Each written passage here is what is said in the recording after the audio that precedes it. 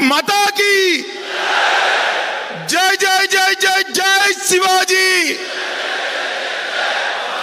जय जय जय जय जय भवानी। बोलो भारत माता की। मंच पर उपस्थित महाराष्ट्र प्रदेश भाजपा के अध्यक्ष महोदय,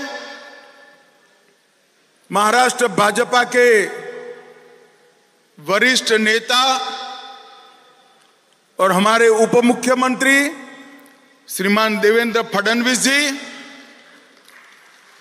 मुंबई राज्य के प्रदेश अध्यक्ष, उनके नेतृत्व में बैठे हुए सारे महाराष्ट्र के वरिष्ठ नेतागण और आज महाराष्ट्र के कोने कोने से आए हुए ये सभी लगभग मंडलों को रिप्रेजेंट करने वाले देवतुल्य कार्यकर्ता भाइयों बहनों को नमस्कार, प्रणाम। भाइयों बहनों, राष्ट्रीय भाजपा की योजना के तहत आज हम सब स्वर्गीय गिरीश बापट सभागृह में इस विस्तृत कार्यकारिणी के अंदर इकट्ठा हुए हैं। जब मैं यहां आया हूं तब पुण्य नगरी में आया हूं, सबसे पहले छत्रपति शिवाजी महाराज को प्रणाम कर कर मेरी बात की शुरुआत करना चाहिए। ये नगरी तिलक महाराज की नगरी है। यहीं से केसरी को शुरू किया और देश भर में स्वराज मेरा जन्मसिद्ध अधिकार है, उसको शिवाजी महाराज के बाद पूरे देश में अलग जगाने का काम बाल गंगाधर तिलक ने किया था। मैं आज बाल गंगाधर तिलक, बाजीराव पेशवा और वीर सावरकर, ये तीनों महापुरुषों को मनपूर्वक प्रणाम कर कर मेरी बात की शुरुआत करना चाहिए। आज गुरु पूर्णिमा है।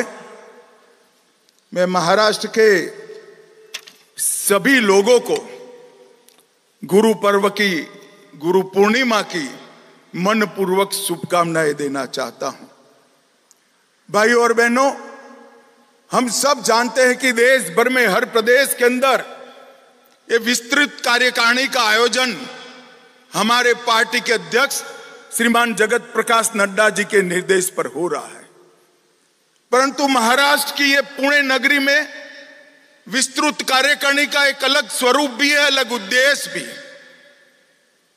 हमने विस्तृत कार्यकारिणी देश भर में 2024 के चुनाव के बाद फिर से एक बार हमारे कार्यकर्ता हमारे विजय अभियान में लग जाए, इसके लिए बुलाई। परंतु महाराष्ट्र के अंदर ये विस्तृत कार्यकारिणी 2014 के चुनाव की समीक्षा के साथ साथ, 2024 की चुनाव की समीक्षा के साथ साथ 2024 में फिर से एक बार कमल फूल की युति सरकार बनाने के लिए बुलाई। और इसलिए आप सभी को निमंत्रित किया है।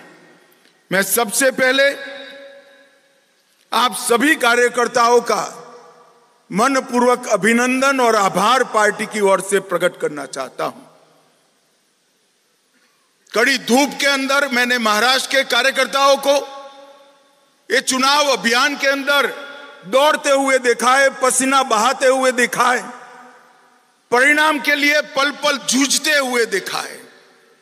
और मैं आज कहने आया हूं कि महाराष्ट्र के हर कार्यकर्ता ने परिश्रम की पराकाष्ठा कर कर भारतीय जनता पार्टी को यश दिलाने का काम किया है। और भाई और बहनों, जब हम आज यहां आए हैं तो परिणाम हमारे सामने।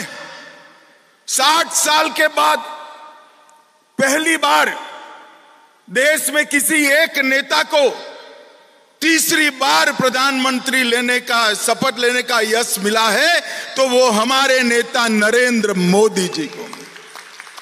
लगातार 3 बार मोदी जी प्रधानमंत्री बने, प्रधानमंत्री बनने की हैट्रिक लगाई।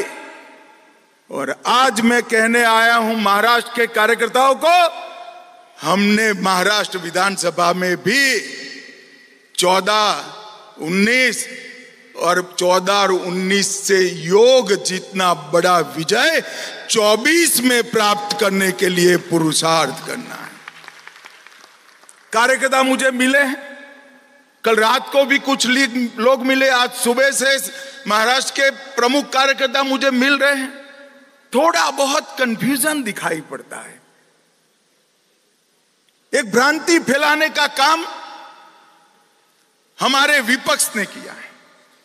मैं आज आपको एक उदाहरण देकर 2024 के नतीजों को एक्सप्लेन करना चाहता हूं। 2 बच्चे थे, एक ही क्लास में पढ़ाई पढ़ते थे। एक बच्चा हमेशा 80% मार्क से पास होता था, क्लास में नंबर 1 आता था। दूसरी एग्जाम आई, उसने तय किया कि इस बार 80 नहीं चलेगा, मैं 90 लाऊंगा। अब उसने लक्ष्य तय किया। लक्ष्य कभी कोई नीचा नहीं तय करता है, ऊंचा ही तय करता है। और दूसरा एक विद्यार्थी था, वो 4 साल में उसी कक्षा में नापास हो रहा था, उसको 20 मार्क आ रहे थे। उसने लक्ष्य रखा कि मैं 20 नहीं, इस बार 30 लाऊंगा। पास होने का लक्ष्य नहीं रखा, 30 लाने का लक्ष्य रखा। अब एग्जामिनेशन हो गए, परिणाम आ गया। जिसने 90 का लक्ष्य रखा था उसको 80 की जगह 78 आ गया, और जिसने 20 का लक्ष्य रखा था उसको 30 की जगह 25, 20 की जगह 25 आ गए। अब मुझे बताओ भाई, कौन सा विद्यार्थी का परिणाम अच्छा है? जरा बताओ, 80 वाले का अच्छा है या 20 वाले का अच्छा है? एक बात मुझे सभी कार्यकर्ता बताएं, जो विजयी होता है उसकी सरकार बनती है। भारत में सरकार किसकी बनी है? जरा जोर से बोलो, किसकी बनी है? विपक्ष में कौन बैठा है? तो विजयी कौन बना है? मैंने तो पहली बार ऐसा देखा है कि 30 मार्क का लक्ष्य लेकर 25 प्राप्त करने वाला बच्चा अहंकार में आ गया, और 90 का लक्ष्य रखकर 78 वाला पसोपस में पड़ गया। मैंने मेरे राजनीतिक जीवन में कई जय पराजय देखे, परंतु मैंने जीवन में कई लोगों को जीतने के बाद अहंकारी होते हुए भी देखा है। जीतने के बाद अहंकार आना, इसका आपको सैकड़ों उदाहरण दुनिया भर की राजनीति में मिलेगा, मगर एक अनूठा उदाहरण राहुल गांधी दुनिया को दे रहे, वो हारने के बाद अहंकारी हो गए। भाइयों और बहनों, मैं आज आपको बताने आया हूं, भारतीय जनता पार्टी को 240 सीटें मिली, एनडीए को 300 सीटें मिली, और पूरे इंडी अलायंस को इकट्ठा होकर 240 सीटें नहीं मिली है, ये हमें याद रखना है। भाई और बहनों, 14, 19 और 24 तीनों चुनाव का अगर योग कर देते हैं कांग्रेस पार्टी की सीट का, तो भी 240 नहीं होता जिसका हमें 24 में मिला है। मैं आज कहने आया कि इस चुनाव के अंदर देश भर की जनता ने नरेंद्र मोदी जी के 10 साल के शासन पर मुहर लगाने का काम किया है, और तीसरी बार मोदी जी को बहुमत के साथ शासन करने का अधिकार दिया है। 300 सीट गठबंधन की और 240 सीट भारतीय जनता पार्टी की। कांग्रेस ने 10 साल शासन किया, कभी 240 सीट यूपीए में उनकी नहीं आई थी। मगर हमारा कार्यकर्ता और अच्छे का आशा रखने वाला कार्यकर्ता है, इसलिए थोड़ा मन में कसक रह जाती है। रह गई है ना? अरे जोर से बोलो, रह गई या नहीं रह गई है? पक्का रह गई है? तो कसक रह गई है तो सर पकड़कर नहीं बैठते हैं, नए लक्ष्य तय करते हैं। और लड़ाई कहां दूर है, 24 में ही होने वाला है। सारी कसक महाराष्ट्र विधानसभा में पूरी कर कर फिर से भगवा लहराने का काम कर। मैं आज कहने आया हूं कार्यकर्ता को, हम 2 सीट प्राप्त कर एक बार हुई थी, राजीव गांधी ने हमें तंज कसा था, हम 2 हमारे 2, आज 15 साल तक वो विपक्ष में बैठे हैं और 15 साल तक अब निश्चित हो गया है कि देश का शासन भारतीय जनता पार्टी करेगी। ये विजय कोई छोटा विजय नहीं है। 10 साल के काम के बाद 0 एंटी इनकम्बेंसी के साथ तीसरी बार हमारा गठबंधन पूर्ण बहुमत लेकर निकला है।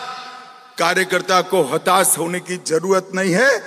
आज मैं आपको कहकर जाता हूं, महाराष्ट्र चुनाव का परिणाम सुनिश्चित है। मेरी बात मानकर घर पे जाना, इधर उधर बातों में मत आना। महाराष्ट्र में अब तक का सबसे बड़ा विजय इस चुनाव में मैं दीवार पर लिखा हुआ पढ़ पाता हूं, प्रचंड बहुमत के साथ युति की सरकार बनी और युति की सरकार भारतीय जनता पार्टी के नेतृत्व में बनेगी। आप मेरे शब्द को ढंग से समझ कर रखिए, भारतीय जनता पार्टी के नेतृत्व में युति की सरकार अगले चुनाव में बनने जा रही है। और इसके लिए आज हमने संकल्प लेना पड़ा। हम किस पार्टी के कार्यकर्ता हैं? हम सत्ता प्राप्त करने के लक्ष्य के लिए निकले हुए लोग नहीं। हम विचारधारा को लेकर राजनीति के मैदान में आए थे। हमारी पार्टी की स्थापना का कारण ही विचारधारा था। ये 10 साल में विचारधारा के क्षेत्र में हमने क्या प्राप्त किया? भारत में कोई नहीं मानता था कि भाजपा वाले कोरा नारा लगा रहे हैं, एक देश में 2 विधान 2 प्रधान 2 निशान नहीं चलेंगे, धारा 370 नहीं हटेगी। कई लोग चले गए, कई लोग चले जाएंगे ऐसा मानते थे। 10 साल में मोदी जी ने धारा 370 को समाप्त कर दिया और कश्मीर को हमेशा के लिए भारत के अंदर मिला। सालों तक हमने राम जन्मभूमि के लिए संघर्ष किया, सालों तक संघर्ष किया।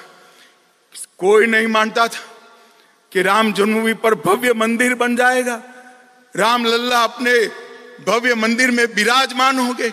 यही 10 साल में केस भी जीता, भूमि पूजन भी किया और धड़ल्ले के साथ राम लल्ला को प्राण प्रतिष्ठा कर कर अपने मंदिर में।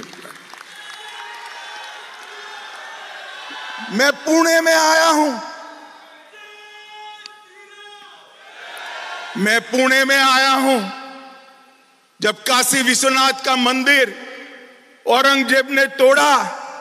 जीजाऊ ने शिवाजी महाराज को कहा था कि हमारा मंदिर टूट गया काशी विश्वनाथ का। तब से कसक लेकर बैठे थे। और मित्रों, तोड़ा हुआ काशी विश्वनाथ का दरबार, उसका कॉरिडोर नरेंद्र मोदी के शासन में फिर से सम्मान के साथ आज बढ़ा। हम जब से राजनीति में आए तब कहते थे इस देश में यूसीसी होना चाहिए, समान नागरिक संहिता होनी चाहिए। कोई नहीं मानता था इस देश में समान नागरिक संहिता होगी। नरेंद्र मोदी जी के भाजपा के 10 साल के शासन में हमने उत्तराखंड में यूसीसी कर लिया है और पूरा देश आज यूसीसी की राह देख रहा है। देश के अंदर आतंकवाद 85 के साल से नासूर की तरह आतंकवाद और नक्सलवाद हमें परेशान करता था। आए दिन बम धमाके करके ये पाकिस्तान के लोग भाग जाते थे, कोई रोकने वाला नहीं था, किसी में हिम्मत नहीं थी। वोट बैंक की राजनीति के कारण देश की भूमि लहूलुहान होती थी। नरेंद्र मोदी जी ने सर्जिकल स्ट्राइक और एयर स्ट्राइक कर कर आज आतंकवाद को देश से हमेशा के लिए समाप्त करने का काम किया है। मित्रों, ये सारे लोग, मीडिया के कुछ मीडिया हाउस भी हमें गुमराह करने का प्रयास कर रहे हैं। मैं आज ओडिशा राष्ट्रीय कार्यकारिणी में मैं पार्टी का अध्यक्ष था।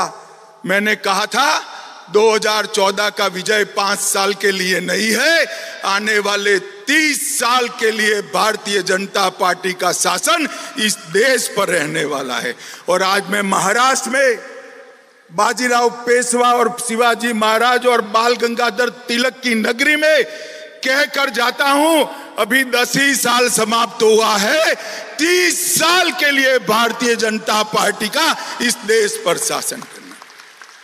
हमने हमारे आत्मविश्वास को जागरूक करने की जरूरत है, हमारे पुरुषार्थ को बल देने की जरूरत है और हमारे आपसी मतभेदों को समाप्त करने की जरूरत है। महान भारत की रचना केवल और केवल भारतीय जनता पार्टी कर सकती है। महान भारत की रचना केवल और केवल नरेंद्र मोदी जी ने डाली हुई नींव पर ही हो सकती है, हमारी विचारधारा ही कर सकती। इस आत्मविश्वास के साथ हमने आगे बढ़ना है। दीनदयाल उपाध्याय जी ने हमें अंत्योदय का स्वप्न दिया था। मोदी जी ने 10 साल के अंदर इस देश के 60 करोड़ गरीबों को घर दिया, बिजली दी, गैस का सिलेंडर दिया, शौचालय दिया, हर गरीब को प्रति माह प्रति व्यक्ति 5 किलो अनाज दिया, 5 लाख तक का बीमा दिया और देवेंद्र जी अब लाडली बहना और लाडली भैया भी देने जा रहे हैं। गरीब कल्याण का काम कोई कांग्रेस पार्टी नहीं कर सकती, कांग्रेस पार्टी के साथी भी नहीं कर सकते। गरीब कल्याण का काम केवल और केवल भारतीय जनता पार्टी कर सकती है और कोई नहीं कर सकता। भाइयों बहनों, ये कांग्रेस वाले कई सारे अपप्रचार यहां पर कर रहे हैं कि वो दलितों का, गरीबों का, पद दलितों का, आदिवासियों का कल्याण करेंगे। मैं आज पूछने आया हूं, 58 साल तक आपका शासन रहा, आपने गरीबों के लिए क्या किया?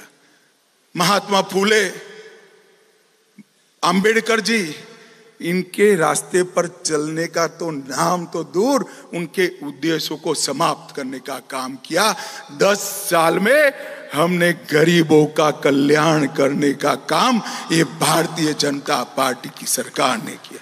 और मैं आज यहां आया हूं तब आपको कहना चाहता हूं, ढेर सारी भ्रांतियां चल रही, भ्रांतियां चलाई गई, हम लोग भ्रांतियों में ना आए।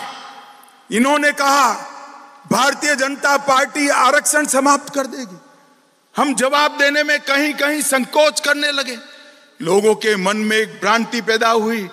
आज मैं कहने आया हूं कि अगर 10 साल का एक्सटेंशन नरेंद्र मोदी जी के समय में ही मिला और पूर्ण बहुमत होने के बावजूद भी आरक्षण को बल देने का काम हमारे नेता नरेंद्र मोदी जी ने किया। भाइयों बहनों, इन्होंने संविधान का विषय कहा, हमने जवाब नहीं दिया, हम सब भ्रांति से बाहर आए। अब चुनाव महाराष्ट्र में आया है, नए नए प्रकार की इल्यूजन पवार साहब खड़ा कर रहे हैं। मैं आज पवार साहब को कहने आया हूं, हमारे देवेंद्र जी, दादा शिंदे जी, अजीत दादा शिंदे जी, ये सब जवाब दे रहे हैं, मगर दूर से मेरा एक निरीक्षण है, मैं आप लोगों के साथ शेयर करना चाहता हूं। जब जब महाराष्ट्र में भाजपा सरकार आती है, मराठा को रिजर्वेशन प्राप्त होता है। मेरी बात ध्यान से सुनना, बाद में ताली लगाना।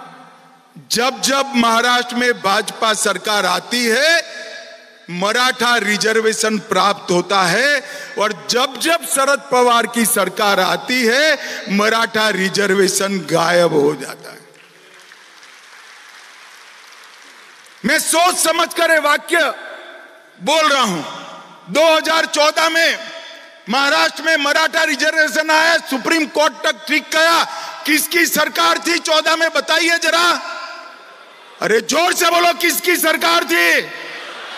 भाजपा सरकार थी। देवेंद्र फडणवीस हमारे मुख्यमंत्री थे। हमने मराठा रिजर्वेशन देने का काम। 20 में शरद पवार की सरकार आई, मराठा रिजर्वेशन गायब हो गया। हम आए फिर से, हमने अभी भी मराठा रिजर्वेशन देने का काम किया है। शरद पवार की सरकार आएगी तो मराठा रिजर्वेशन फिर से गायब हो जाएगा। अब मुझे बताओ, मराठा रिजर्वेशन कंटिन्यू रखना है तो किसकी सरकार लानी चाहिए? अरे जोर से बोलो, किसकी लानी चाहिए? भाइयों बहनों, कंफ्यूजन में मत रहिए। समाज के हर तबके को न्याय देने का काम कोई एक पार्टी ने किया है तो भारतीय जनता पार्टी ने किया है। और भारतीय जनता पार्टी झूठ कैसे फैलाए जाते? अभी एक पुराना नोटिफिकेशन निकाल दिया, तारीख नहीं है, फैसला पुराना है। मैं भी कंफ्यूजन में आ गया। मैंने पीयूष गोयल जी को फोन किया, है क्या हुआ? पीयूष गोयल जी ने कहा, साहब ये तो हमारा निर्णय नहीं है, शरद पवार का निर्णय है। वो कह रहे हैं दूध का पाउडर इंपोर्ट होगा। कंफ्यूजन में मत आइए। वो सर्कुलर कर कर गए थे, 10 साल में 1 किलो दूध का पाउडर इंपोर्ट नहीं किया है नरेंद्र मोदी सरकार ने। और अगले 5 साल तक 1 ग्राम भी दूध का पाउडर इंपोर्ट नहीं होगा। आज मैं आपके बीच में ये भ्रांति फैलाकर चुनाव जीतना चाहते हैं और भ्रष्टाचार की बातें कर रहे हैं। भ्रष्टाचार का सबसे बड़ा सरगना भारत की राजनीति में है तो शरद पवार है। इसमें मेरे मन में कोई कंफ्यूजन नहीं। आप क्या आरोप कर रहे हो हम पर? इस देश में कोई भी सरकार में भ्रष्टाचार को संस्थागत करने का काम, इंस्टीट्यूशनलाइज करने का काम अगर किसी ने किया तो शरद पवार आपने किया है। मैं डंके की चोट पर कहकर जाता, हम पर आप भ्रष्टाचार का आरोप लगा रहे हो। और इस बार शरद पवार जी, मेरा ये बापट सभागृह में बैठा हुआ कार्यकर्ता ढंग से जान गया है, आपके झूठ नहीं चलेंगे। मैं बता कर जाता हूं, चलेंगे क्या? अरे जोर से बोलो, चलेंगे क्या? चलेंगे क्या? घर घर जाकर इस झूठ का जवाब देना है, पर्दाफाश कराना है। ये झूठ भी बोलेंगे, भ्रांति भी फैलाएंगे, अपने यहां विखवाद खड़ा करने का प्रयास भी करेंगे। मैं सभी कार्यकर्ताओं को आज कहना चाहता हूं, अपने आप को इस चुनाव तक साइड पर कर दीजिए। अपनी जगह कमल के हित को केंद्र में ला दीजिए। एक एक कार्यकर्ता कमल को समर्पित हो। एक एक कार्यकर्ता कमल को जिताने के लिए परिश्रम की पराकाष्ठा करे और एक एक कार्यकर्ता अपने साथी को जिताने के लिए भाजपा से भी ज्यादा परिश्रम करे। मुझे बताओ भाइयों बहनों, एनडीए को जिताना है या नहीं जिताना है? ऐसे नहीं चलेगा भाई। मैं बनिए का बेटा हूं, गारंटी के बगैर वापस नहीं जाऊंगा। मुझे जरा जोर से बताइए, युति को जिताने के लिए जोर लगाएंगे? भाजपा का हर प्रत्याशी हमसे बढ़कर हम परिश्रम करेंगे। भाइयों बहनों, ये चुनाव जो है, ये चुनाव का परिणाम उनकी भ्रांतियों का जवाब है। एक बार महाराष्ट्र, हरियाणा और झारखंड हम जीत लेते हैं, ये राहुल गांधी का अहंकार चूर चूर हो जाएगा। पूरे देश में जोम बढ़ने की जिम्मेदारी मेरे महाराष्ट्र भाजपा के कार्यकर्ताओं में। आप मुझे बताओ भाई, पूरे देश को फिर से एक बार 14 से ज्यादा जोश में लाना है या नहीं लाना है? अरे जोर से बोलो, लाना है नहीं लाना है? इसका एकमात्र रास्ता है इतिहास में अब तक का सबसे बड़ा विजय। महाराष्ट्र में पूरे देश के कार्यकर्ताओं को जोश दिलाने का काम करेगा। इसकी जिम्मेदारी भाइयों बहनों आपकी। भाइयों बहनों, ये जो बात करते हैं महाराष्ट्र के विकास की, जवाब लेते हैं। मैं आज शरद पवार को पूछने आया हूं, पवार साहब 10 साल तक आप महाराष्ट्र में आपकी सरकार थी, केंद्र में भी आपकी सरकार थी, 10 साल तक आपने महाराष्ट्र को क्या दिया? जरा हिसाब लेकर आइए, 10 साल में क्या दिया? झूठे वादों के अलावे आपने कुछ नहीं दिया। भाई और बहनों, यूपीए के 10 साल में महाराष्ट्र को केंद्र से 1,91,000 करोड़ मिला था, सिर्फ 1,91,000। कितना मिला था? जरा जोर से बोलो तो, और जोर से बोलो, घर घर जाकर बताना है कितना मिला था। 1 मिनट, कितना मिला था? फिर से बोलो। नरेंद्र मोदी जी ने 10 साल में 14 से 24 में 10,05,000 करोड़ रुपया महाराष्ट्र को देने। और पवार साहब, अगर हिसाब पे भरोसा नहीं है तो पुणे का कोई चौराहा तय कर दो, हमारा मुरली माहौल हिसाब लेकर खड़ा हो जाएगा, पाई पाई का हिसाब। मैं आज भाइयों बहनों 10 लाख करोड़ का हिसाब लेकर आया हूं, 10 लाख करोड़ का। ना उन्होंने मुंबई के लिए किया, खुद नासिक के लिए किया, ना पुणे के लिए किया, ना नागपुर के लिए। चारों शहरों का विकास अगर किसी ने किया तो नरेंद्र मोदी सरकार ने किया। हमने रोडवेज के लिए 75,000 करोड़ दिया, रेलवे के लिए 2,10,000 करोड़ दिया। ये रेलवे मंत्री यहां बैठे, जोर से ताली बजाओ, जरा जोर से ताली बजाओ। और 1 लाख करोड़ का मुंबई अहमदाबाद बुलेट ट्रेन मैंने 10 लाख करोड़ में नहीं गिना है। और 4,04,000 करोड़ एयरपोर्ट के विकास के लिए दिया। 6 लेन का अटल बिहारी वाजपेयी सेवारी नया सेवा अटल सेतु का उद्घाटन हुआ। 11,000 करोड़ का पालखी मार्ग बना। रेलवे के 5800 किलोमीटर के 34 नए प्रोजेक्ट आए। 561 करोड़ से महाराष्ट्र में 9 एयरपोर्टों का रिनोवेशन हुआ। मत्स्य पालन के लिए, सिर्फ मत्स्य पालन के लिए 2600 करोड़ रुपया और 1,80,000 मछुआरों के लिए बड़े बड़े मत्स्य केंद्र बनाने का काम नरेंद्र मोदी सरकार ने। और पवार साहब, आप कहते हो कि आपने विकास किया। ये महाराष्ट्र के सहकारी साकर कारखाने, महाराष्ट्र के किसानों का समृद्धि का राजमार्ग। 10 साल तक पवार साहब आप कृषि मंत्री, सहकारिता मंत्री थे। 10 साल तक 10,000 करोड़ का इनकम टैक्स का प्रश्न आप सॉल्व नहीं कर पाए थे। मैं सहकारिता मंत्री गया, मोदी जी के पास फाइल लेकर गया, 1.5 मिनट में 10,000 करोड़ का साकर कारखानाओं का काम नरेंद्र मोदी। आप जो 10 साल तक नहीं कर पाए, वो मोदी जी ने 1.5 साल में किया। महाराष्ट्र सरकार ने भी नया बजट पारित किया। मोदी जी ने नारी शक्ति वंदन अधिनियम से बहनों को विधानसभा और लोकसभा में 33% आरक्षण दिया। और देवेंद्र फडणवीस ने माझी लाड़की बहन कर हर बहन को 1,500 रुपया हर महीने भेजने की शुरुआत। अब पवार साहब कहते हैं इसमें नया क्या है? मैं भी मानता हूं इसमें नया क्या है। तो आपने क्यों नहीं किया भला बताइए? आपने करना चाहिए था ना। अब चिंता मत करो पवार साहब, महाराष्ट्र की जनता आपको करने का मौका भी नहीं देने वाली है।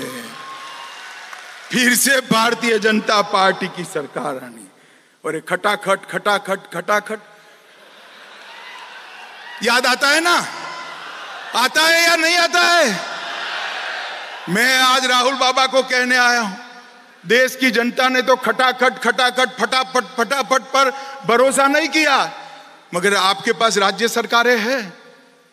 कर्नाटक में है, हिमाचल में है, तेलंगाना में है, 3 तो बची ही है। तो वहां खटाखट भेज दीजिए ना पैसा भाई।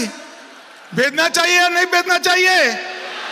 मैं तो तेलंगाना, कर्नाटक और हिमाचल की बहनों को कहना चाहता हूं, एक खटाखट का डिमांड खड़ा करिए।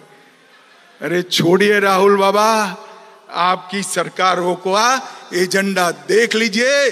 तेलंगाना और कर्नाटक में और हिमाचल में 1/3 एजेंडा भी आप पूरा नहीं कर पाए, और मोदी सरकार ने 14 के एजेंडे में से एक भी बात बाकी नहीं है, और 19 के एजेंडे में सिर्फ 3% बात बाकी। भाइयों बहनों, ये हमारा काम करने का पद्धति है। हमने यहां पर महाराष्ट्र के विकास के लिए ढेर सारे काम देवेंद्र जी ने किए। एनडीए की सरकार में समृद्धि राजमार्ग, मुंबई कोस्टल रोड अटल सेतु, मुंबई नागपुर और पुणे में मेट्रो, जलयुक्त शिवार, कृष्णा भीमा स्थिरीकरण, तेंबूर मैसाल जैसी योजनाओं को हमने पूरा करने का काम। और मैं बहुत तटस्थता के साथ कहना चाहता हूं, 14 से 19 का कार्यकाल देवेंद्र फडणवीस का महाराष्ट्र के इतिहास में विकास के लिए हमेशा जाना जाए। ये हमारी कार्य संस्कृति है। जब हम आते हैं तो हमारी पार्टी और हमारा नहीं सोचते हैं। हम आते हैं तो गरीब, दलित, पिछड़ा, आदिवासी का सोचते हैं। और ये काम हमने महाराष्ट्र में भी कराकर देखा, बताया है, और देश में भी कर अभी मोदी जी आए थे 13 जुलाई को 30,000 करोड़ की नई परियोजनाओं का शिलान्यास और उद्घाटन नरेंद्र मोदी जी को कर। भाइयों बहनों, ये हमेशा बाबा साहेब का नाम देते हैं। मैं अभ्यास के आधार पर कह सकता हूं, बाबा साहेब अंबेडकर की अवगणना और अपमान जितना कांग्रेस ने किया है, इतना अंग्रेजों ने भी नहीं किया था। ये बात हमने घर घर जाकर बतानी। और बाबा साहब से जुड़े हुए 5 तीर्थ बनाने का काम किया तो भारतीय जनता पार्टी ने किया, और किसी ने नहीं किया। बाबा साहब को भारत रत्न कांग्रेस पार्टी थी तब नहीं मिला। संविधान दिवस मोदी जी ने बनाया। महाराष्ट्र, गुजरात में थे तब संविधान की 26 जनवरी को यात्रा निकाली थी, और बाबा साहब के याद में भव्य स्मारक दिल्ली में भी बनाने का काम किया। और भाइयों बहनों, मैं आज आपको फिर से एक बार कहता हूं, भारतीय जनता पार्टी की नरेंद्र मोदी सरकार ने देश की सुरक्षा को सुनिश्चित किया है। देश भर में दशकों से जड़ लगाकर बैठे हुए नक्सलवाद को समाप्ति के कगार पर लाकर खड़ दी। आज मैं आपको कहकर जाता हूं, अब महाराष्ट्र की जनता को बता सकते हैं, 2 साल के अंदर ये देश नक्सलवाद से मुक्त हो जाएगा। इसमें किसी को शंका रखने की जरूरत। और भाइयों और बहनों, नरेंद्र मोदी जी ने तुष्टीकरण की जगह सबको न्याय का सूत्र अपनाते हुए देश की सुरक्षा को सुनिश्चित किया है। आतंकवाद को जड़ से उखाड़ने के लिए कई सारे फैसले लिए, और मैं इसका साक्षी हूं। मैं आपको आपके जैसे कार्यकर्ता के नाते बताता हूं, देश की सुरक्षा को औरंगजेब फैन क्लब सुनिश्चित नहीं कर सकती, Bharatiya Janata party. Aurangzeb fan club कौन है? जरा जोर से बोलो। औरंगजेब फैन क्लब कौन है? ठीक है, अघाड़ी वाले हैं। और उसका नेता कौन है? श्रीमान उद्धव ठाकरे औरंगजेब फैन क्लब के नेता बने। अपने आप को बाला साहब का वारिस कहने वाले उद्धव जी, कसाब को बिरयानी खिलाने वाले लोगों के साथ बैठे हैं। उद्धव जी, याकूब को छोड़ने की गुहार लगाने वाले के साथ आप बैठे हो। जाकिर नाइक को मैसेंजर ऑफ पीस बनाने वालों की गोदी में उद्धव जी आप बैठे हो। पीएफआई को सपोर्ट करने वालों की गोदी में उद्धव ठाकरे आप बैठे हो, और संभाजी नगर का विरोध करने वाले की गोदी में उद्धव ठाकरे आप बैठे हो। आपको शर्म आनी चाहिए। मुझे बताओ भाइयों बहनों, ये औरंगजेब फैन क्लब महाराष्ट्र और देश को सुरक्षित कर सकती है क्या? जोर से बोलो, कर सकती है क्या? देश को सुरक्षा केवल और केवल भारतीय जनता पार्टी दे सकती है। महाराष्ट्र को सुरक्षा केवल और केवल भारतीय जनता पार्टी दे सकती है। और भाइयों और बहनों, मैं यहां पर अंत में अपील करने के लिए, मैं छोटा था तब मेरी माताजी मुझे गीता समझाती थी। गीता में उन्होंने कहा कि दोनों ओर सेनाएं लगी थी और श्री कृष्ण ने इस श्लोकों का चखीरा के माध्यम से अर्जुन के विषाद को समाप्त करने का प्रयास किया। बाल सहज कुतूहल से मैंने मेरी माँ को पूछा कि दोनों ओर सेनाएं लगी है, नगाड़े बज रहे हैं, तुतारी बज रही है, दंदूभी बज रहे हैं, हाथी खड़े हैं, घोड़े खड़े हैं, और इसमें इतना बड़ा उपदेश कैसे दिया होगा? तो मेरी माँ ने मुझे बताया था कि पूरी गीता श्री कृष्ण ने नहीं पढ़ी होगी। शायद श्री कृष्ण ने इतना कहा होगा, अर्जुन स्मृति को तेज करो, जीवन भर मैंने जो उपदेश दिया है उसको आत्मसात करो और धनुष बाण चढ़ाओ और कौरवों का संहार करो। आज मैं यहां आया हूं तब मेरे सामने रामबाबू जैसे वरिष्ठ कार्यकर्ता भी बैठे हैं, वरिष्ठ नेता भी बैठे, जो चुनाव लड़े हैं, लड़ाए हैं। मुझे चुनाव के गुर आपको नहीं सिखाने हैं। मैं एक ही बात करना चाहता हूं, पूरा जीवन हमारे पुरखों ने, हमारे वडीलों ने जो हमें सिखाया है वो याद करें। राष्ट्र प्रथम, मुझसे पहले मेरी पार्टी और मेरी पार्टी से पहले मेरा देश, इस सूत्र को हम आत्मसात करें। एकत्र आए, एकजुट हो, परिश्रम की पराकाष्ठा करें और सबसे प्रचंड बहुमत के साथ भारतीय जनता पार्टी के नेतृत्व में एनडीए की सरकार बनाए।